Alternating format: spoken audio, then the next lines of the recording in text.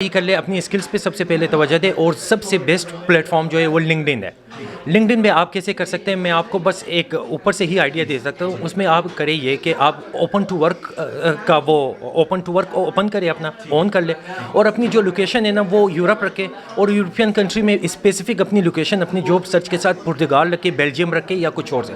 लेकिन पुर्तगाल पे जब आप रखेंगे तब रिक्रूटर जब आपके लिए रिसोर्सेज ढूंढने लगेंगे तो वो जैसे ही सर्च कर लेंगे तो आपकी वहाँ से आईडी उनको मिल जाएगी, आपकी प्रोफाइल मिल जाएगी, तो वो आपको खुद जो है कांटेक्ट कर लेंगे। हाँ, अगर आप बेस्ट आइडिया और थोड़ा सा चाहते हैं, थोड़ी सी इन्वेस्टमेंट चाहते हैं ताकि आप रिक्रूटर के सामने हमेशा टॉप ऑफ द लाइन रहे, तो उसके लिए आप जो है एक प्रीमियम अकाउंट ख़रीद लें, जिस तरह मैंने किया हुआ था। मैंने प्रीमियम अकाउंट ख़रीद लिया था, तो वो प्रीमियम अकाउंट मेरे लिए 5,000 रुपये महीने के कट रहा था। लेकिन वो विद इन 1 मंथ ही मुझे जो है काफ़ी सारे जो जॉब्स ऑफर्स थे वो यूरोप से आने लगे। तो जब मेरी जॉब हो गई तो मैंने वो प्रीमियम अकाउंट दोबारा बंद कर दिया। अस्सलाम वालेकुम मेरे दोस्तों, उम्मीद है आप सब लोग खैरियत से होंगे। मेरे दोस्त, इस वक्त मैं टेस्ट ऑफ पाकिस्तान में मौजूद हूँ। तो कुछ मेरे प्यारे भाई पाकिस्तान से तशरीफ़ लाएँ और आए भी D3 वीज़े पे हैं। तो हम शॉर्टली इनसे जानते हैं कि पाकिस्तान से ये D3 वीज़ा है क्या और किस तरीके से लग सकता है। अस्सलाम वालेकुम भाइयों, कैसे हैं आप? ठीक ठाक हैं भाई? मैं ये जानना चाह रहा था, ये D3 वीज़े पे आप आएँ तो कुछ व्यूअर्स को बताएंगे D3 वीज़ा है क्या और लगता कैसे, शॉर्टली। अस्सलाम वालेकुम एवरीवन। D3 वीज़ा जो है ये पुर्तगाल का न्यू टेक वीज़ा है। ये एक आपकी जो कंपनी है, ये कंपनी की तरफ से स्पॉन्सर होता है सारा वीज़ा। इसके अंदर जो है आपको अपनी जॉब रिक्वायरमेंट देखनी होती है, आपको जॉब फाइंड करनी होती है, फिर कंपनी के थ्रू आपको जॉब क्लियर करनी पड़ती है, फिर कंपनी आपको डॉक्यूमेंट्स भेजती है सारे प्रिपेयर करके, और उसके बाद आपको वीज़ा आपको ग्रांट कर दिया जाता है। इसकी शॉर्ट डिस्क्रिप्शन में आप ये समझ लें कि ये हाई क्वालिफाइड वीज़ा है, जिसके ऊपर अगर आप सिविल इंजीनियर हैं, इलेक्ट्रिकल इंजीनियर हैं, एम्बेडेड इंजीनियर्स हैं, कंप्यूटर साइंस इंजीनियर हैं, तो इस सिलसिले में ये फिर आपको यहाँ पर लेकर आते हैं पुर्तगाल के अंदर। अच्छा मेरे प्यारे भाई, ये बताएं, पाकिस्तानी लोग जो है ना हमारे, जो पाकिस्तान में बैठे हैं, वो शॉर्ट चीज़ें समझते हैं। वो तो अब मिसाल के तौर पे मैं हूँ, मैं पुर्तगाल आना चाहता हूँ D3 के थ्रू, मुझे क्या करना है? पहले स्टेप से बताओ। सबसे पहले तो आपकी एजुकेशन अच्छी होनी चाहिए। मैं इंजीनियर हूँ, ठीक है, IT का मास्टर। IT के इंजीनियर है तो आपका नेक्स्ट स्टेप होगा, आपने कंपनी फाइंड करनी है। ठीक है। बहुत सारी कंपनीज लिस्टेड नहीं है, ठीक है। आपने ऐसी कंपनी ढूंढनी है जो यहाँ, जिनको बंदों की ज़रूरत हो और वो यहाँ पर रजिस्टर्ड हो। ओके, ठीक है। फर्स्ट स्टेप आपका ये होगा। 1-2 कंपनी बता सकते हैं अभी आप? एक है सिमंस कंपनी है, एक बॉश है, और कुछ और भी हैं अब मुझे, और कैपजेमिनाई इंजीनियरिंग भी है, और इस तरह की 2-3 और कंपनीज हैं। तो आप सर्च करेंगे तो आपको पता चल जाएगा सारी लिंक्डइन के ऊपर।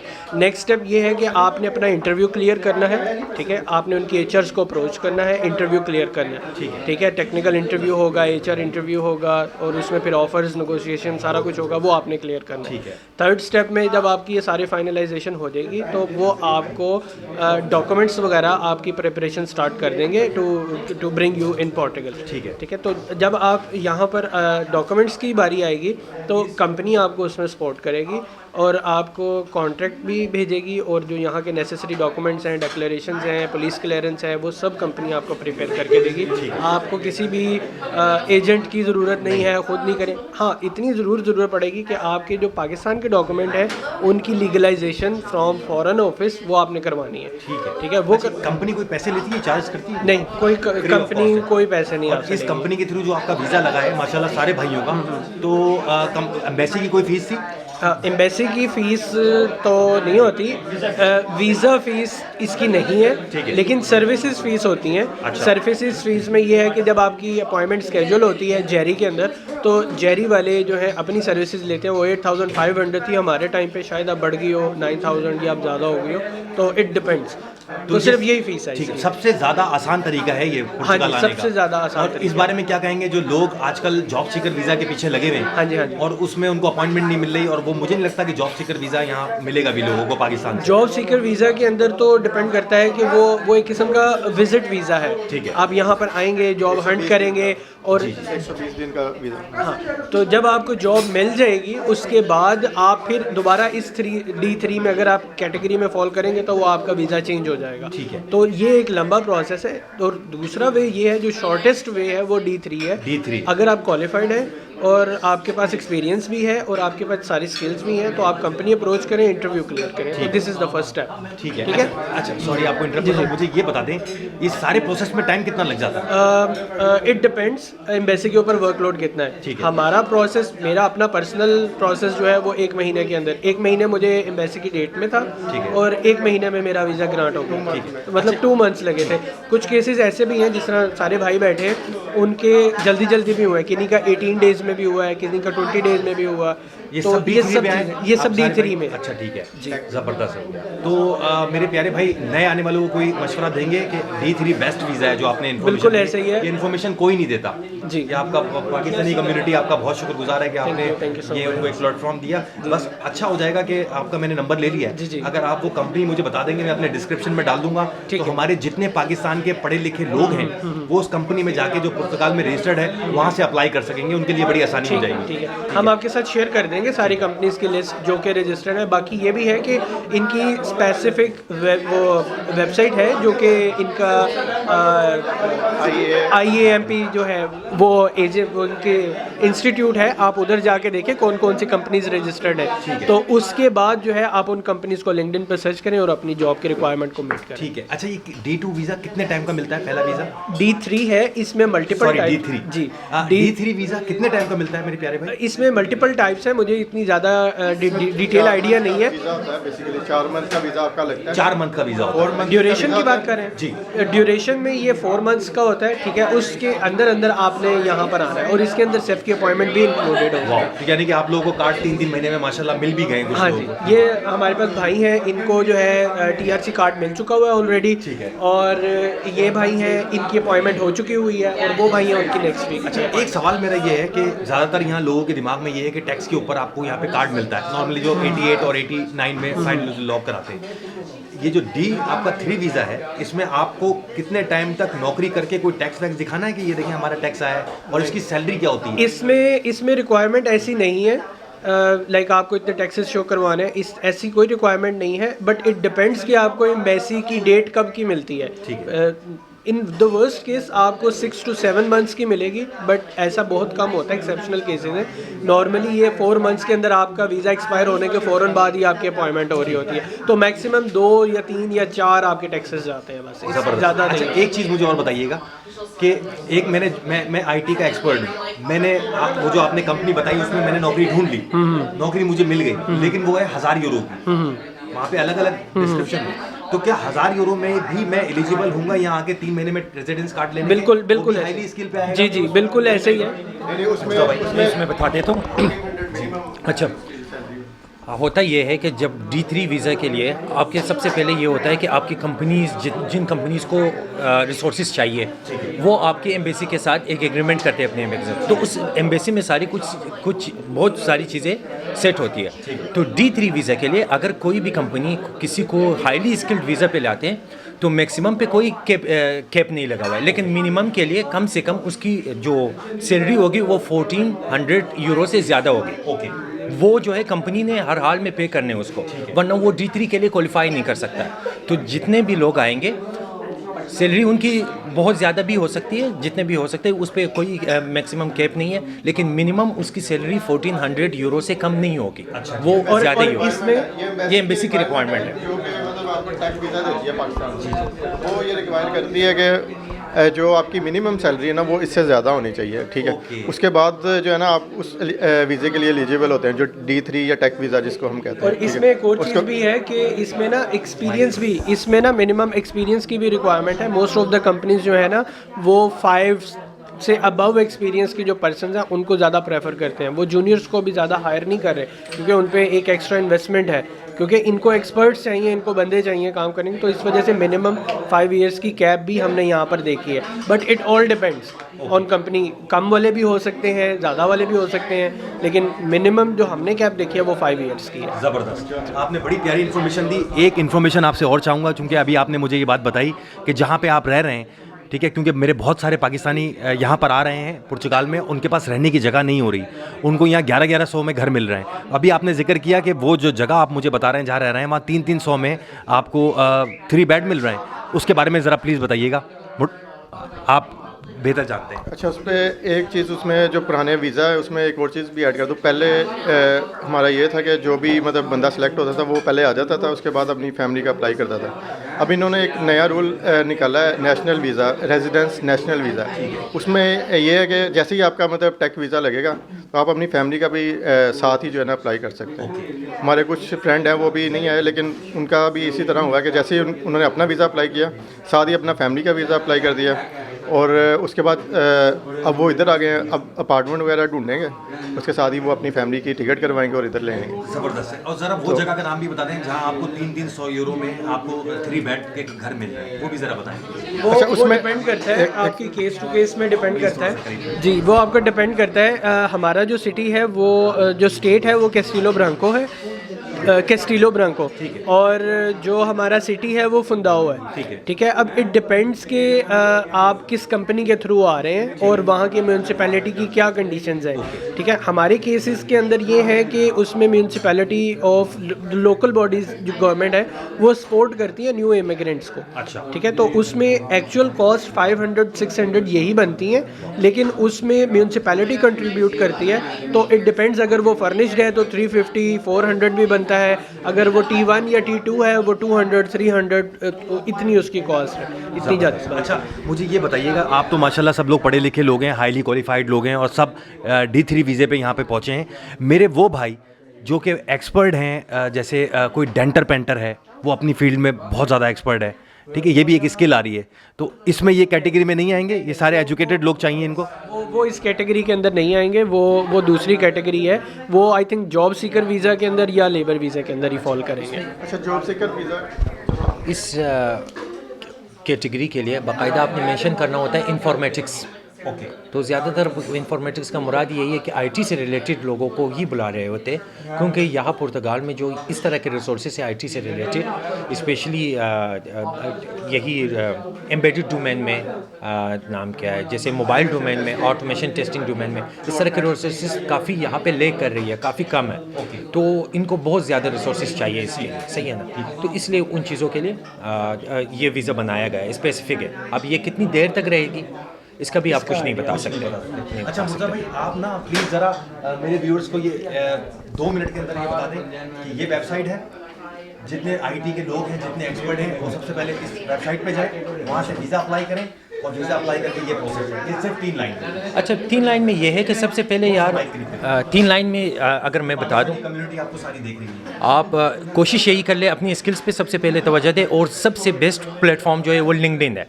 लिंक्डइन पे आप कैसे कर सकते हैं, मैं आपको बस एक ऊपर से ही आइडिया दे सकता हूँ। उसमें आप करें ये कि आप ओपन टू वर्क का वो ओपन टू वर्क ओपन करें, अपना ऑन कर ले, और अपनी जो लोकेशन है ना वो यूरोप रखे, और यूरोपियन कंट्री में स्पेसिफिक अपनी लोकेशन अपनी जॉब सर्च के साथ पुर्तगाल रखे, बेल्जियम रखे या कुछ और से।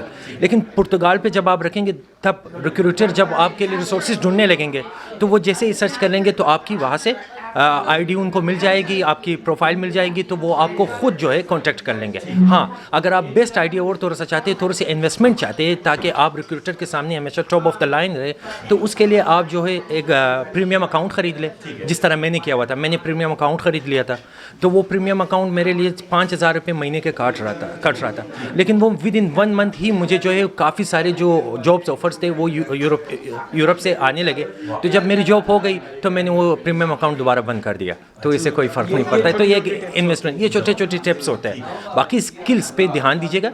आप अगर स्किलफुल है तो आपकी हर कोई इज़्ज़त करते हैं और आप हर कोई आपको बुला लेते हैं, क्योंकि जब आप यहाँ पे आते हैं ना, इसका मतलब ये नहीं कि ये आप पे एहसान कर रहा है, बल्कि आप इन पे एहसान कर रहे हो। हम जब यहाँ पे आए हुए तो हम अपनी 35% इनको टैक्स दे रहे, 35% इनको टैक्स दे रहे, मुफ्त नहीं रह रहे हम, सही है ना? ना सिर्फ 35% हम टैक्स दे रहे, बल्कि हमारी कंपनी भी हुकूमत को 35% टैक्स दे रही है। तो इसका मतलब ये हुआ कि एक मिनिमम वेज की सैलरी हमारे टैक्स से कट रही है। तो ये इनके लिए इनको इस तरह के रिसोर्सेज चाहिए। तो अब आप इजीली जो मैंने बता दिया, ये एक सिंपल सी मैंने सोल्यूशन आपको बता दिया, ये सजेशन है, आप कर ले तो ऑब्वियसली आपको मिल जाएगा। बाकी वो है कि आप सारी कंपनीज़ के लिंक्स हम आपके साथ शेयर कर लेंगे, शायद लोग भी हमें पहचान सकते हैं उस पर। हमारे नॉलेज में तो थोड़ी सी कंपनीज़ होंगी, बाकी अगर आप लिंक्डइन पे जाएं और ख़ुद से सर्च करें तो आपको बहुत सारी ऐसी कंपनीज़ मिलेंगी। हमने मेन रेफरेंस आपको IMP एक इंस्टीट्यूट का रेफरेंस बता दिए, आप उसके अंदर देखें जाके जौन सी रजिस्टर्ड कंपनीज़ हैं उनको सर्च करें, उनकी ओपन वैकेंसीज़ को देखें और फिर उस पर आगे फॉलो अप करें। अच्छा, उस पर एक जॉब सीकर वीज़ा पे जो लोग आना चाह रहे हैं उसके लिए ये है कि जो 120 दिन का है मेरे ख्याल में जॉब सीकर वीज़ा, तो उधर आके ये अपने इंटरव्यू वगैरह स्केजल करें, इधर आके अप्लाई करें डिफरेंट कंपनीज़ में। बेसिकली जो कंप्यूटर साइंस से रिलेटेड है वो लोग इधर कंपनियों की लिस्ट पहले से आइडेंटिफाई करके आएँ, ठीक है। उधर अपने CVs वगैरह ऑलरेडी जो है ना वो उधर फेंकें, ठीक है, आने से पहले। और उधर ट्राई करें कि इधर की कोई लोकेशन जो है ना वो मेंशन करें कि मैं इधर रह रहा हूँ, ठीक है, ताकि आपको इंटरव्यूज़ वगैरह की कॉल आए।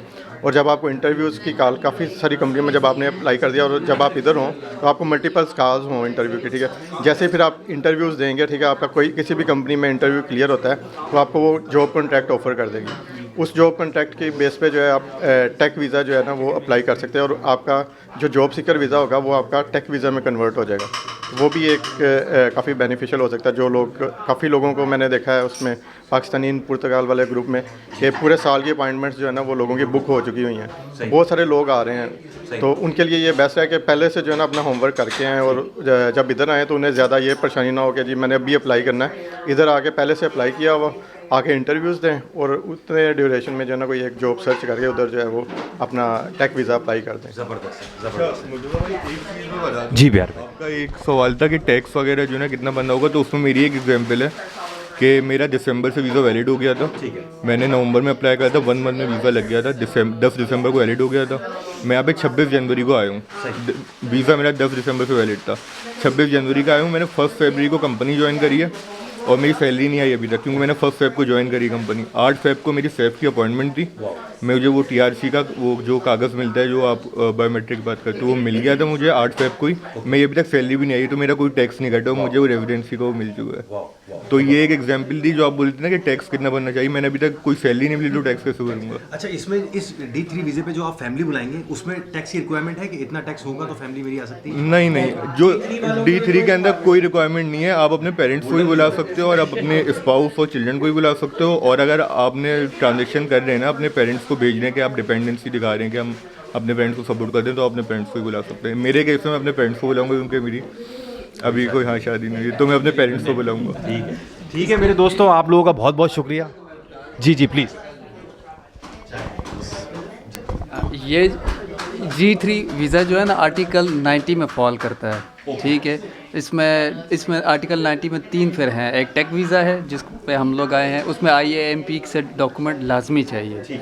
दूसरा जो है सिंपल है, विदाउट उससे भी आ सकते। मेरा जो है वो विदाउट आया हूँ, मैं विदाउट IMP से रजिस्ट्रेशन के बगैर आया हूँ, लेकिन बाकी रिक्वायरमेंट वही है जो उन्होंने बताई है, एक्सपीरियंस और वो सारा है। टेक और तीसरा जो है इसमें टीचर का है, हाईली क्वालिफाइड में 3 है, एक टीचर है, एक टेक है और सिंपल है। तो आप किसी पे भी अप्लाई करें तो उस पर वो आ सकते हैं, लेकिन एक्सपीरियंस मैटर करता है। विदाउट एक्सपीरियंस जो पाकिस्तान में ना लोग थोड़े से जज्बाती हो कि जल्दी अप्लाई कर देते हैं।